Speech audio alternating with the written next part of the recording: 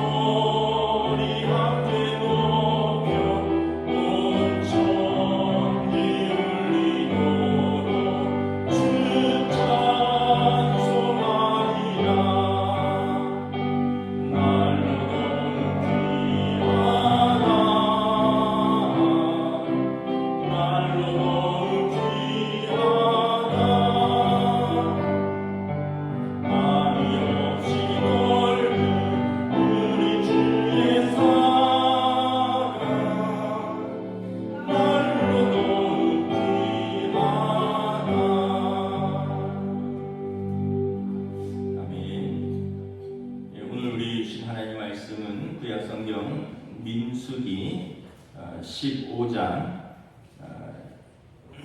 민수기 15장 22절부터 31절까지 말씀입니다. 민수기 15장 22절부터 31절까지 말씀입니다. 구약성경 220페이지입니다.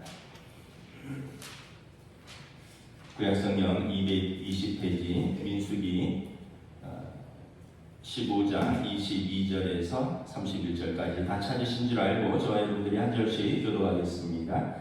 너희가 그릇 범죄하여 여호와가 모세에게 말씀하신 이 모든 명령을 지키지 못하되 곧 여호와께서 모세를 통하여 너희에게 명령한 모든 날을 여호와께서 명령한 날 이후로 너희 대대로 지키지 못하여 회중이 부지 중에 범죄하였거든 온 회중은 수송아지 한 마리를 여호와께 향기로운 화제로 드리고 규례대로 소제와 전제를 드리고 숫염소 한 마리를 속죄제로 드릴 것이니라.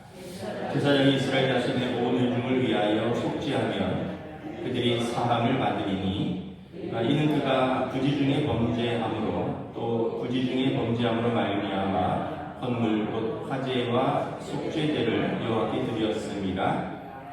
이스라엘 자손의 온 회중과 그들 중에 거류하는 타국인도 사함을 받을 것은 온 회중이 부지 중에 범죄하였습니다. 만일 한 사람이 부지 중에 범죄하면 1년 된 암염소로 속죄제를 드릴 것이요 제사장은 그 부지 중에 범죄한 사람이 부지 중에 여호와 앞에 범한 죄를 위하여 속죄하여 그 죄를 속할지니 그리하면 사함을 얻으리라.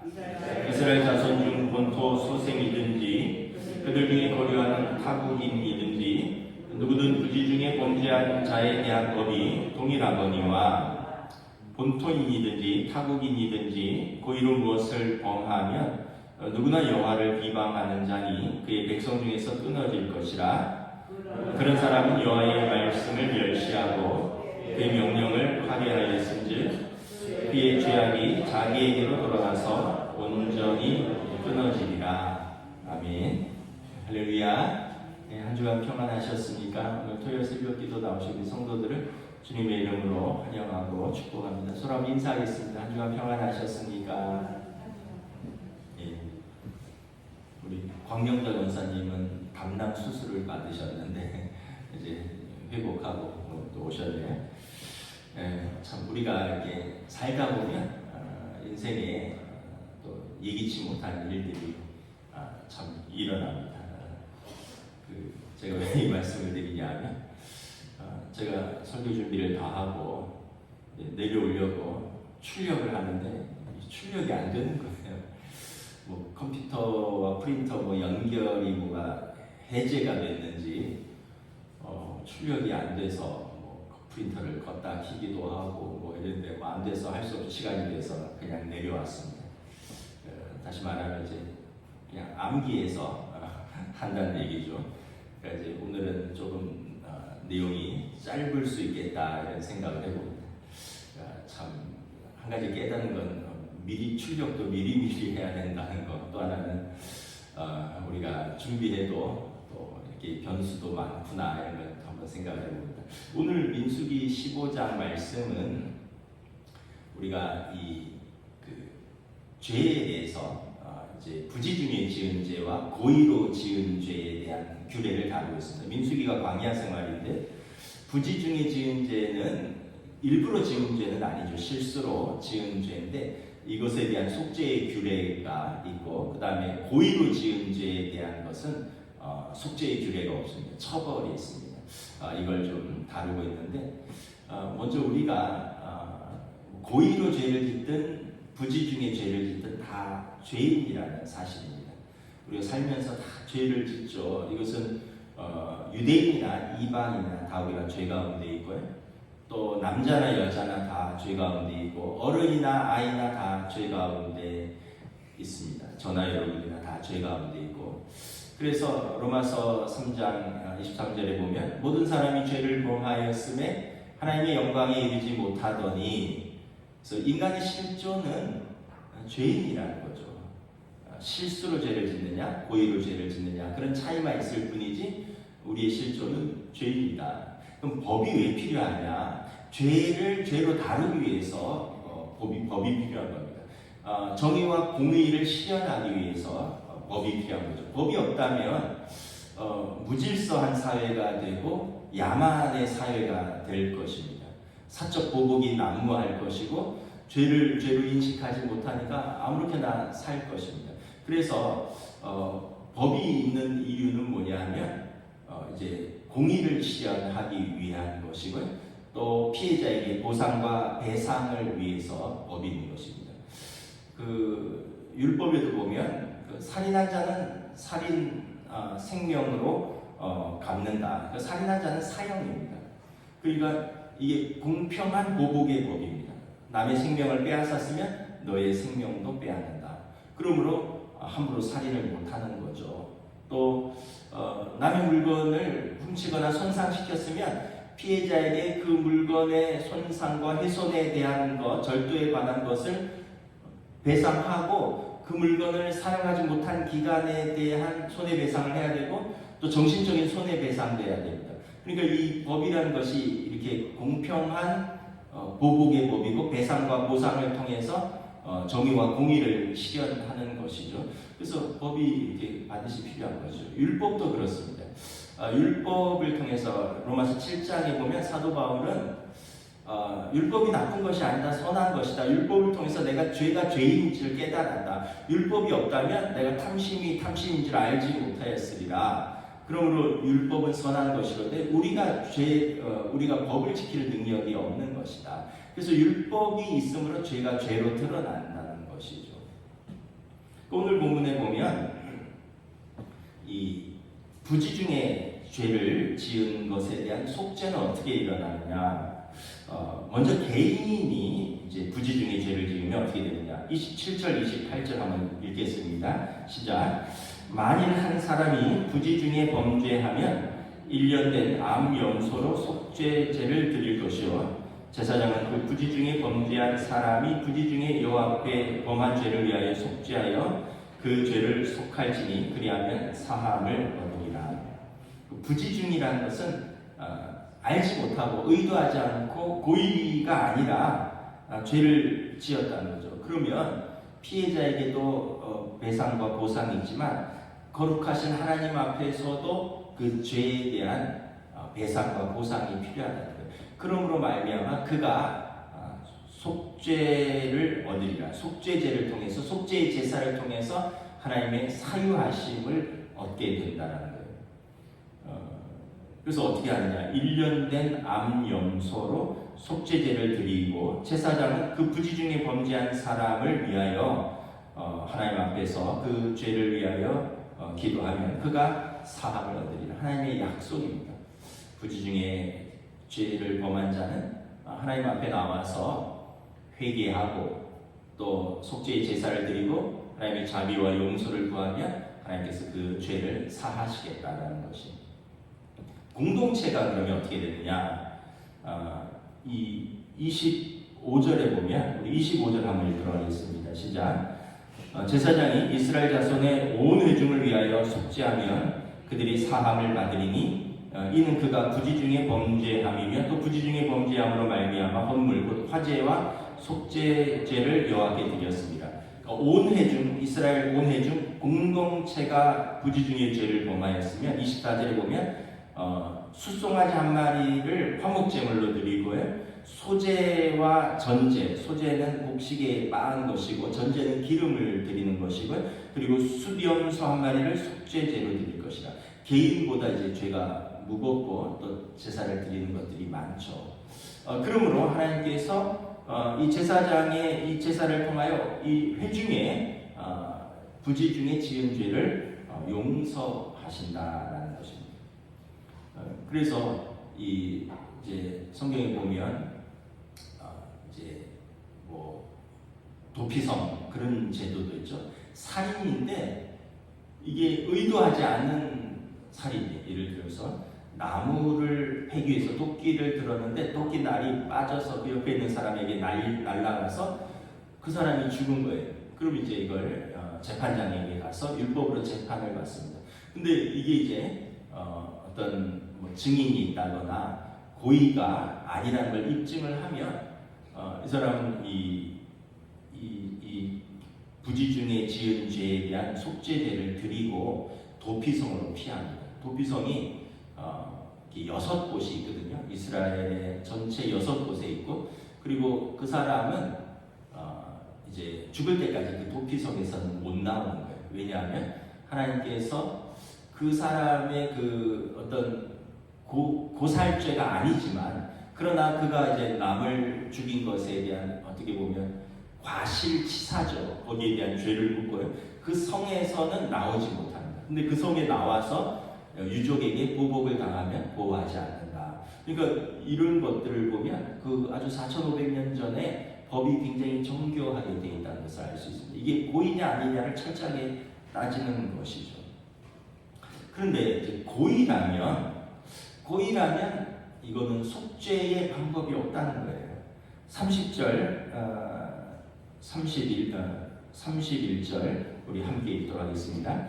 본토인이든지 타국인이든지 고의로 무엇을 범하면 누구나 여호와를 비방하는 자니 그의 백성 중에서 끊어질 것이라. 그런 사람은 여호와의 말씀을 멸시하고 그의 명령을 파괴하였은즉 그의 죄악이 자기에게로 돌아가서 온전히 끊어지리라.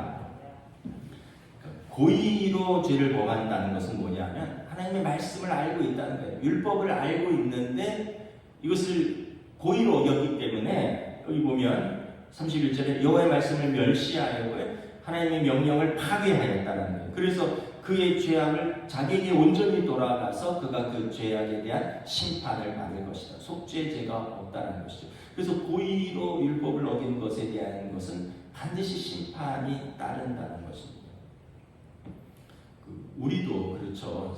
우리 법에도 실수로 지은 죄와 고의로 지은 죄는 같은 사건을 두고서 죄가 훨씬 무겁고 큽니다.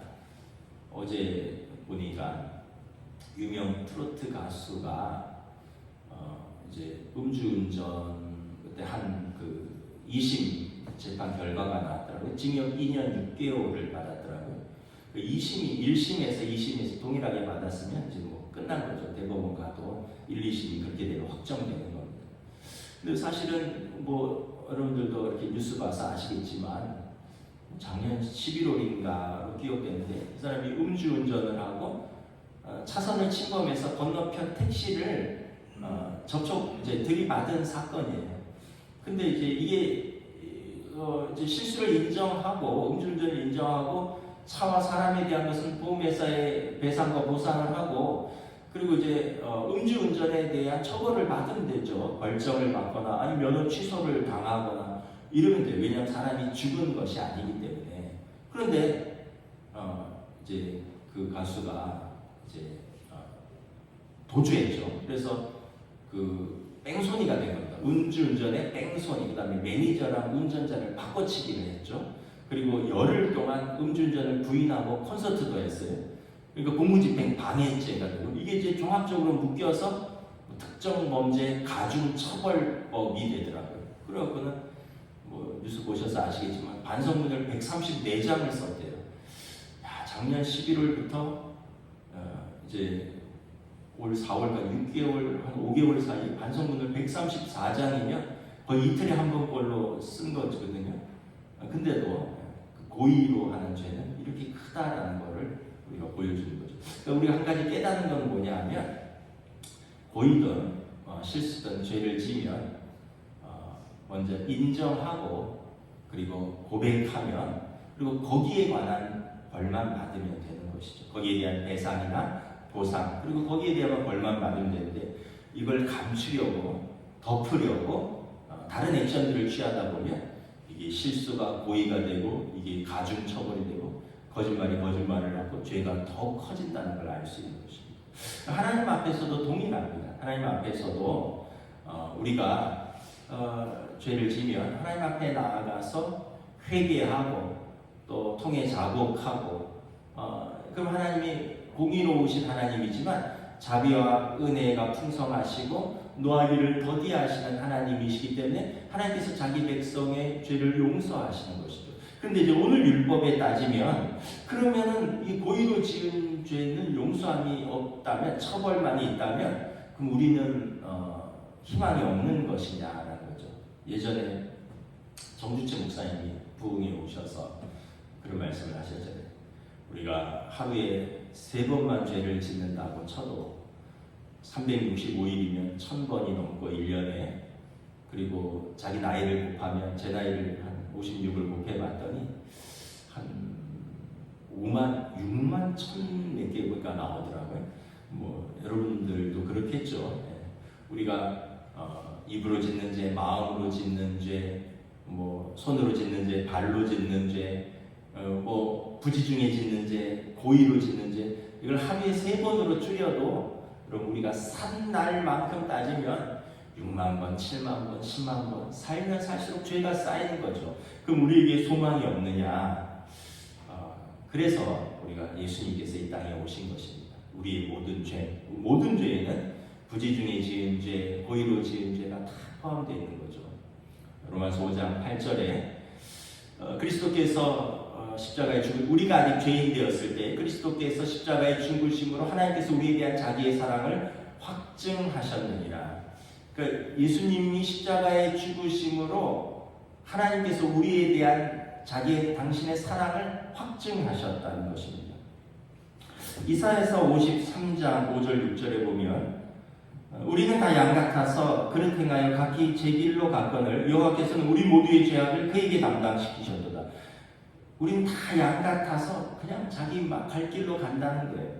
그래서 하나님께서 우리의 죄악을 그에게 담당시키셨다는 거죠. 그가 찔림은 우리의 허물 때문이요 그가 상함은 우리의 죄악 때문이라. 그가 징계를 받음으로 우리는 평화를 누리고 그가 채찍에 맞음으로 우리는 나음을 받았도다. 그래서 우리 허물 때문에 우리 죄악 때문에 우리 대신 징계를 받으셨고 그래서 그분이 채찍에 맞으셨고 그러므로 우리가 징계를 받지 않고 우리가 나음을 받았다는 것입니다. 로마서 3장 24절부터 보면 그리스도 예수 안에 있는 속량으로 말미암아 하나님의 은혜로 값없이 의롭다 하심을 얻은 자 되었느니라. 이 예수를 하나님이 그의 피로써 믿음으로 말미암는 화목제물로 세우셨으니 이는 하나님께서 길이 참으시는 중에 전에 지은 죄를 간과하심으로 자기의 의로우심을 나타내려 하심이니 곧 이때에 자기의 의로우심을 나타내사 자기도 의로우시며 또한 예수 믿는 자를 의롭다 하려 하심이라. 예수님이 십자가에서 속량하심으로 그의 피로써 믿음으로 화목제물을 세우셨다는 것입니다.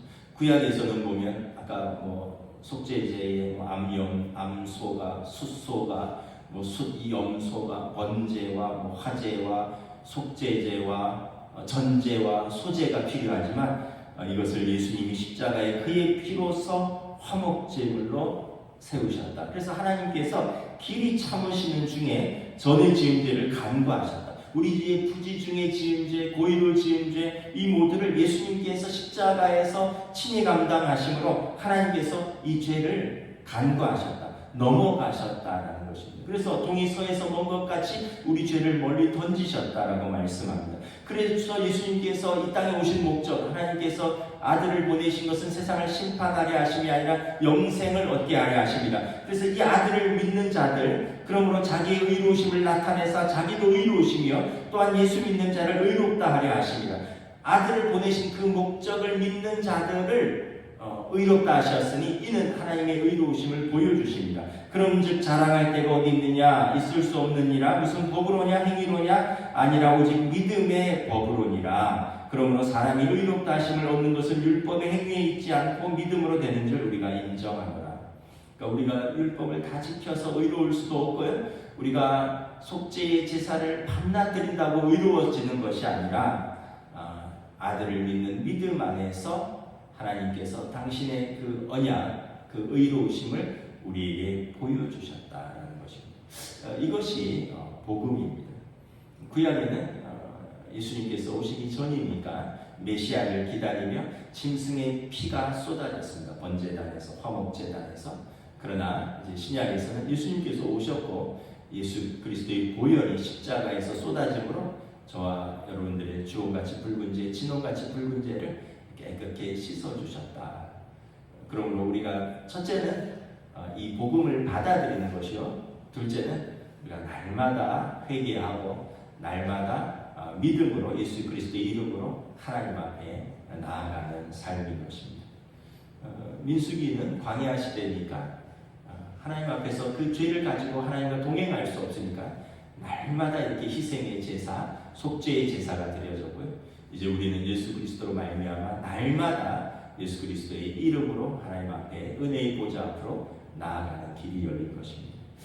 그래서 여러분 신앙생활은 그 자체가 은혜고 우리에게 주어진 복인 줄 믿습니다. 저와 여러분들이 이 은혜로 이 복된 믿음으로 우리 하나님 앞에서 또 믿음으로 또 담대하게 감사하게 살아가는 저와 여러분 되시기를 우리 주님의 이름으로 축복합니다.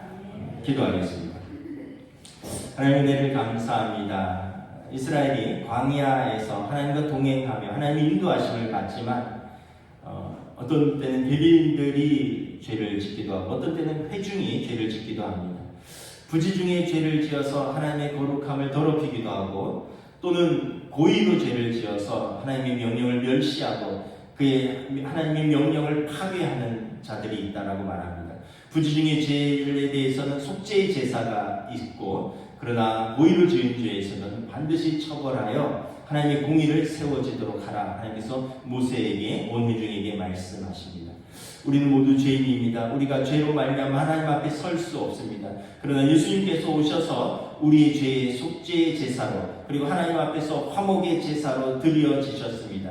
예수님이 십자가의 속량으로 말미암아 우리의 죄를 넘어가셨고 우리의 죄를 용서하시고 하나님의 자녀 삼아 주셨습니다. 그러므로 우리의 이 죄 용서함은 우리의 의로움도 아니요 우리의 공로도 아니요 무슨 법으로도 아니라 오직 하나님의 은혜요 믿음이라. 그러므로 누구도 하나님 앞에서 자랑할 것이 없느니라 말씀하고 있습니다. 이 복음을 받은 우리들 오늘도 예수님 앞에서 예수님의 이름으로 하나님 앞에서 살아가는 복된 주의 자녀들로 인도하여 주시옵소서. 또 혹시 우리가 죄가 있다면 깨닫는 즉시 예수님의 이름으로 하나님 아버지 앞에 나와 죄를 회개하고 용서를 구함으로 하나님의 은혜, 사유의 은혜가 임할 수 있도록 날마다 회개하는 삶, 날마다 믿음으로 예수 이름으로 하나님 아버지 앞에 나아가는 삶으로 성령님 인도하여 주시옵소서.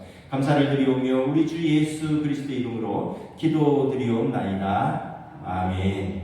하늘에 계신 우리 아버지의 이름을 거룩하게 하시며 아버지의 나라가 오게 하시며 아버지의 뜻이 하늘에서와 같이 땅에서도 이루어지게 하소서. 오늘 우리에게 일용할 양식을 주시고 우리가 우리에게 잘못한 사람을 용서하여 준 것 같이 우리 죄를 용서하여 주시고 우리를 시험에 빠지지 않게 하시고 악에서 구하소서. 나라와 권능과 영광이 영원히 아버지의 것입니다. 아멘.